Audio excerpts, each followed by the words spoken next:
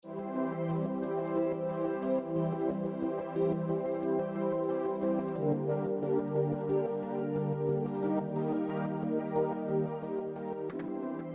you've got a pen, write this down. We are not in a rehearsal.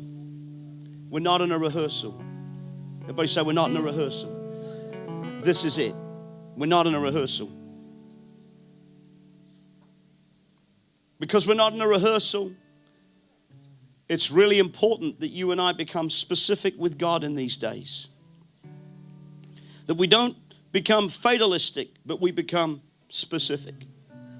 It's important that we realize that whoever we cling to in life will determine how high we climb.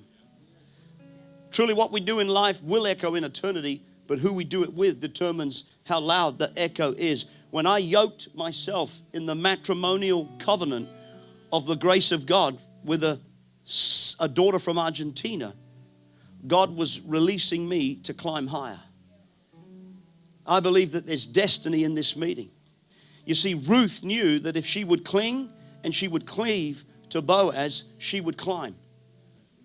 You know, who you cling to determines how high you climb. That's why the Bible says in a marriage covenant, whoever gets a wife gets a good thing and obtains favor from the Lord. How many men say amen to that?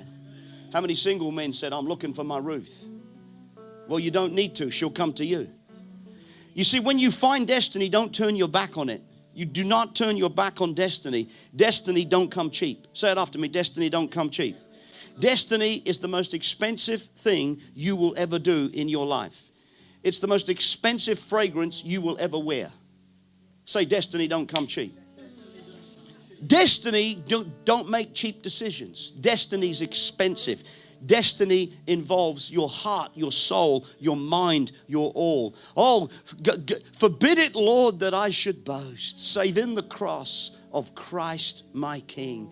All the vain things that charm me most, I sacrifice them to his blood. See from his hands, his feet, blood and mercy flow mingled down. Did ever such love and mercy meet, or thorns compose so rich a crown? Were the whole realm of nature mine, that were an offering far too small. Love so amazing, love so divine, demands my soul, my life, my time, my all. F.B. Meyer, if I had 100 lives, would they be consumed with him? Smith Wigglesworth, don't look at me, but the one inside me's 1,000 times bigger. John Knox, God give me Scotland or I die. Whitfield, 60 hours a week preaching out in the open air to lost souls. See, when I preach, immediately passion starts to fall. That's why tears start to come, even though you don't understand what I'm saying. Because there's destiny. Put your hand and say destiny. Alabaster box, destiny. There's destiny. Go to 1 Kings 19 and 16 and you will find the words of the prophet. And you shall anoint Jehu, the prophet Elijah.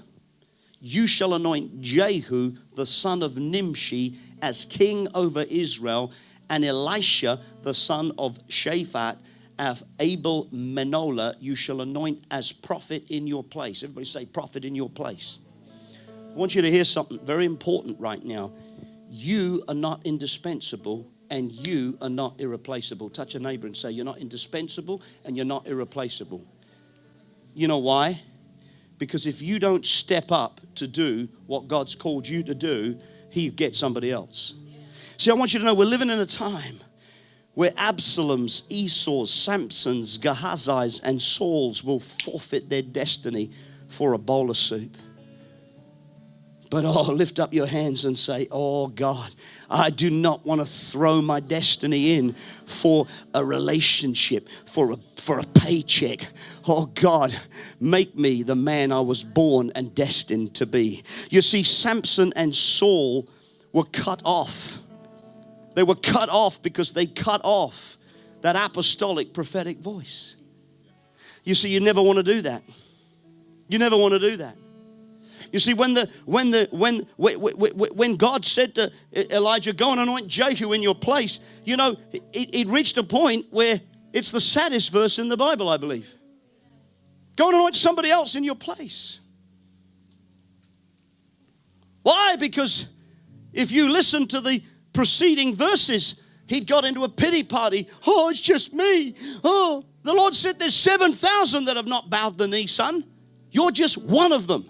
Come on, lift up your hands and say, dear God, whenever I want to have a pity party, P-L-O-M, poor little old me, help me to realize it's not about me. There are thousands that have not yet bowed the knee. But if I will plug in grace and destiny, I'll hit my destiny. Touch a neighbor beside you, say, cheer up, don't look so sad. You're going to make it in the end. You're going to make it in the end. You see, Gehazi in 2 Kings chapter 5 was the man that he could have been. And when Naaman the prophet was healed, Naaman the soldier, he was healed, and he took off down the road, Gehazi ran after him.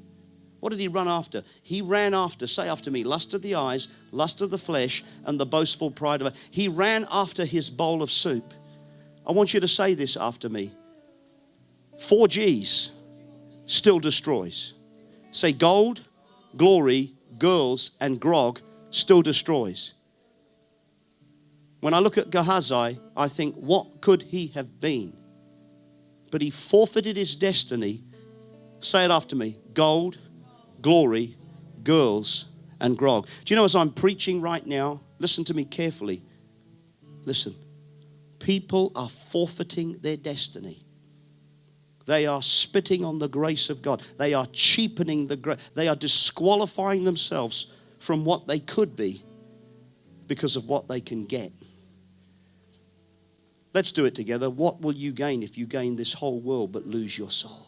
Lift up your hands right now and say, dear Father in heaven, I choose not to sell my soul to the appraisal of men for the flattering lips of the deceivers. I choose not to lust for the gold, not to lust for the glory, not to lust for the girls, all the men be delivered of uncleanness, and not to lust for the addictions of the flesh, alcohol being just one.